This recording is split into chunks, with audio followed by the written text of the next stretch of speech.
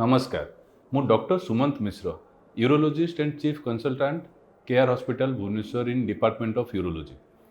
आज आम डिस्कस करबा गोटे बहुत कॉमन डिजीज जोटा कि होची किडनी स्टोन। एटा पाखापाखी दुनिया रो बहुत लोगों को अफेक्ट करता है। आमे आज जानिबा जे किडनी स्टोन कौन काहेकि हुए, तार प्रतिरोध केमती करेंगे और तार जदि होची ताले चिकित्सा केमती करेंगे। तो प्रथमे किडनी स्टोन कौन?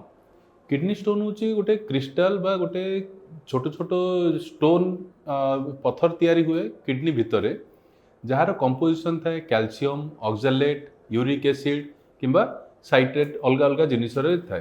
यही सबू जो क्रिस्टाल फॉर्मेशन करिवार केमिकल आपण को यूरिन मध्य थाए, से सबू जदि अधिक मात्रा रे हुए कौन से कारण फिल्ट्रेशन हो पारा ना किंबा जदि कौन से कारण आप अत्यधिक मात्रा रे से सब जिनस नौचंती ताहाले से गुड़ाक स्टोन फॉर्मेशन करता। किडनी स्टोन केमिति और कॉज कौन तार? किडनी स्टोन रो मुख्य कॉज होची, सबुठु मुख्य कॉज होची हमरो डिहाइड्रेशन बा आपण पानी कम पीवा। जेकोसी जिनिस जदि शरीर भितर रोचे क्रिस्टाल ताकू सल्युबल करबा पई पानी दरकार। जदि आपण पानी कम पीउचंती ताहाले स्टोन फॉर्मेशन रो चांस बहुत अधिक। सेकेंड होची किछि खाद्य पदार्थ बा डायटेरी आपण जदि अधिक सॉल्ट, अधिक सुगर किंबा अधिक मीट बा प्रोटीन जातीय खाद्य जदि अधिक नौचंती ताहाले सेगुडा को स्टोन फॉर्म करे।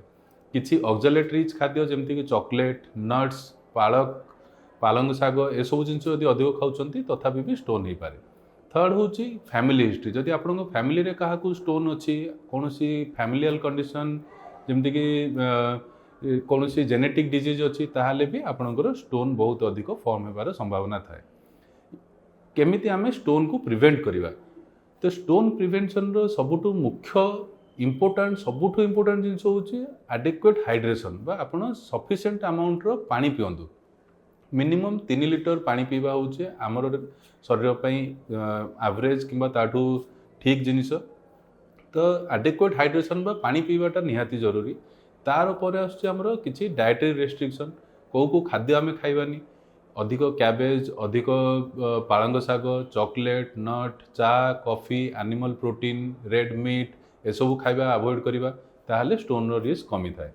तार छड़ा हेल्दी किडनी होची हेल्दी आपणकर शरीर रो सबुठु मुख्य कारण। तो हेल्दी किडनी रखिया पई गोटे फिट हेल्दी शरीर दरकार। तो एक्टिव एक्सरसाइज बा एक्टिव हेल्दी लाइफस्टाइल होची बहुत इंपोर्टेंट। केमिति जदि आपन स्टोन होईची ताले सिम्पटम कौन पाइबे? आपन जदि स्टोन होईची ताले सिम्पटम कौन हुए? आपनकर पेन हुए। स्टोन किडनी भितर तैयारी होईकी जतेबेले बाहर को बाहर ताले कौन सी जगह ब्लॉक हेले पेन हुए। गोटे साइड रो किडनी हेले सेम साइड रो पिठी किंबा पछपट पेन हुए, सिवियर पेन हुए और पेन रेडिएट हुए आपनको जंग पाखु।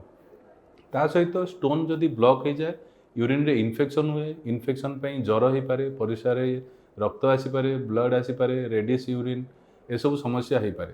ता सहित बांती किंबा बांती लागिला परी भी आपनको लागि पारे। ए सब जदि समस्या आपनको रहुची ताहाले किडनी स्टोन हेबार मुख्य लक्षण बोली आपण जानि परिबे।